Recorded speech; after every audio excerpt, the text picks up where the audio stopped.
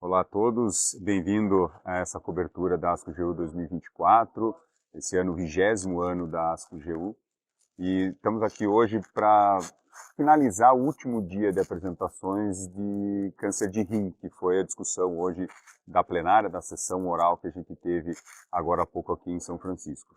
Sou Adriano Gonçalves de Silva, oncologista de Curitiba do time da Bio, e hoje estou com o grande amigo Oren Smalets, oncologista do Hospital Albert Einstein em São Paulo. Obrigado, Oren, pela disponibilidade da gente discutir esses dados de câncer de rim. E queria já começar com você falando do grande estudo da ASCO-GU, talvez, que foi a apresentação dos dados de sobrevida global do Keynote 564, que é o estudo de pembrolizumab adjuvante em câncer de rim. A gente já tinha os dados de sobrevida livre de doença. O que você achou dos dados que foram apresentados hoje pelo Tony Choueiri na plenária, Oren?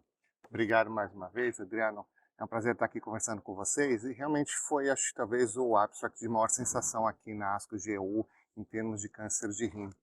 A ideia, na verdade, é que alguns anos atrás, uns 2, 3 anos atrás, o Tony Choueiri apresentou na plenária da ASCO, ainda no formato dentro do virtual, já que a gente estava no meio da pandemia, os dados da adjuvância em câncer de rim com pembrolizumab.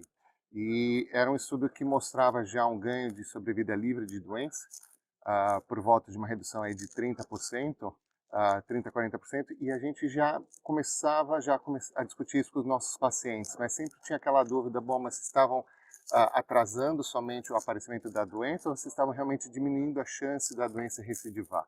E a verdade é que a gente estava todo mundo esperando por essa análise de sobrevida global. E hoje ele apresentou a terceira análise de sobrevida, né, a terceira análise que já era pré-especificada. Eles tinham mais de 900 pacientes, quase 1.000 pacientes no estudo.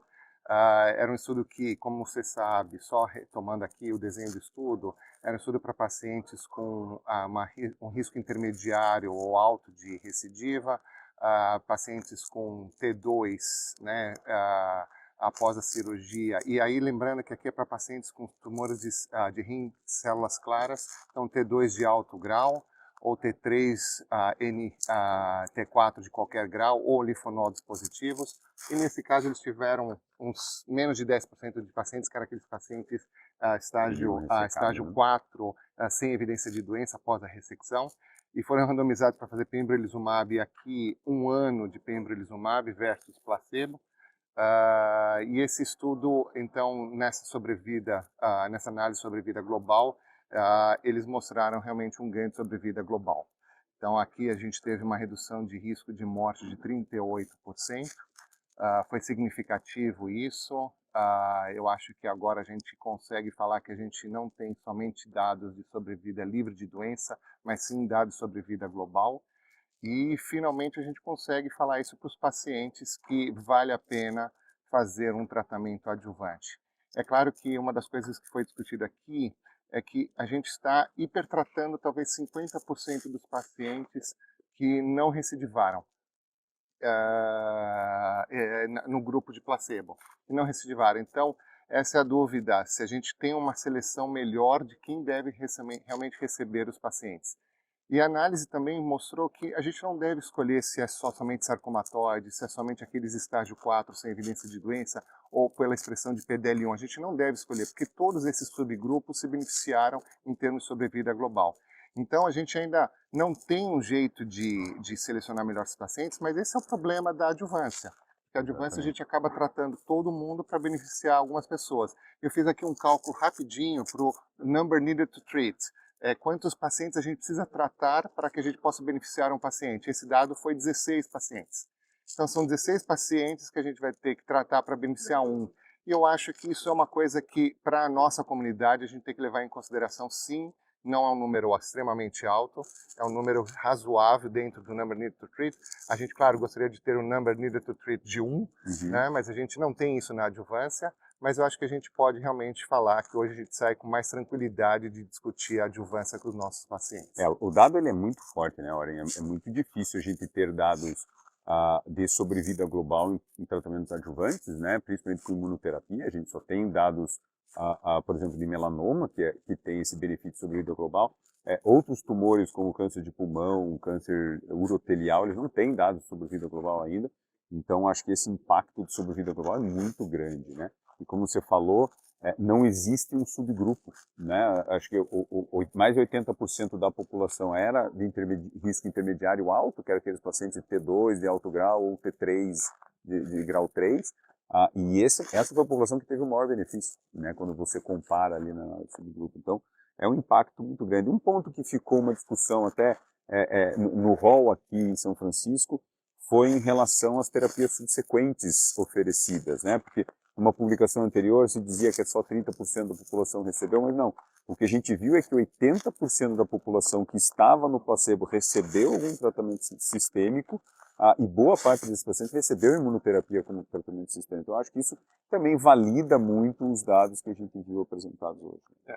E eu acho que junto com esse estudo foi apresentado um outro trabalho também de adjuvância, o trabalho que o Bob Moltzer apresentou, que é o Checkmate 914, né? A gente participou desse estudo no Brasil e era um estudo que eram 3 braços, nivo e IP versus nivo versus placebo, para pacientes também muito parecidos, pacientes com alta chance de recidiva, porém eles não incluíram pacientes que tinham feito metastasectomia.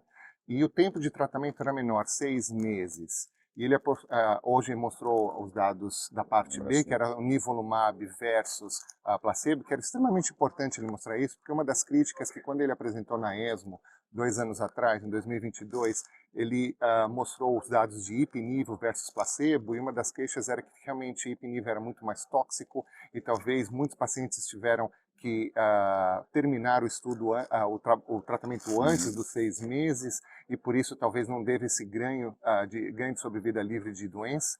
E aí a ideia, na verdade, é que a gente então estava esperando que o braço de nivolumab, que talvez seria mais melhor tolerado, pudesse talvez mostrar esse ganho se mais pacientes pudessem realmente completar os 6 meses de tratamento. E o que foi visto aqui, quando ele apresentou os trabalhos, ou o trabalho agora dessa parte B, é que realmente nivolumab sozinho é melhor tolerado, menos pacientes interromperam o tratamento, mas, contudo, realmente ainda não teve um ganho de sobrevida livre de doença. Então, isso corrobora os estudos com a atezolizumab, que também foram negativos, e deixa pembrolizumab como a opção de imunoterapia. E é difícil entender por que o Emotion e o Checkmate foram negativos, né? Se fala muito pelo tempo, foram só 6 meses contra 12 meses, né, do Checkmate contra o Keynote. A população talvez um pouco diferente, mas é muito difícil se é PD1 de versus entender. PDL1. Exato, isso é muito difícil de entender. Mas o fato é que o dado do 564 é muito forte, a gente vai ter a publicação agora, provavelmente no New England, nas próximas semanas. Eu fiz parte da publicação do New England, então os dados vão ser até apresentados de forma um pouco mais completa.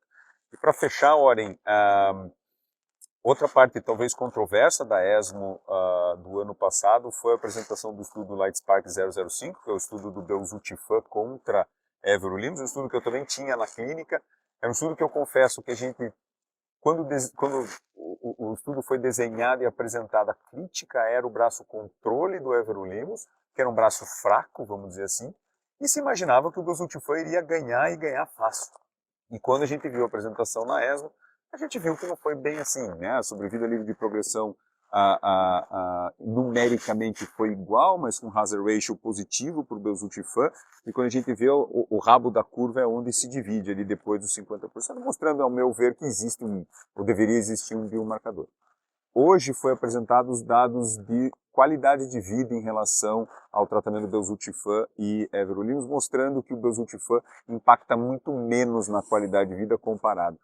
Você acha que esses dados de hoje que ajudam a prescrever o belzutifan assim que ele foi aprovado, que ele já foi aprovado agora no FDA aqui nos Estados Unidos, deve ser avaliado no Brasil? Você acha que esse dado te ajuda a prescrição ou acreditar no belzutifan, ou você acha que não muda muito? Eu vejo o belzutifan com bons olhos no fato de ser mais uma opção de tratamento para os nossos pacientes. Eu acho que a gente precisava de alguma coisa a mais, e esse é um inibidor de HIF-2-alfa, né, de HIF-2-alfa, então acho que é super importante de ter alguma opção a mais para os nossos pacientes.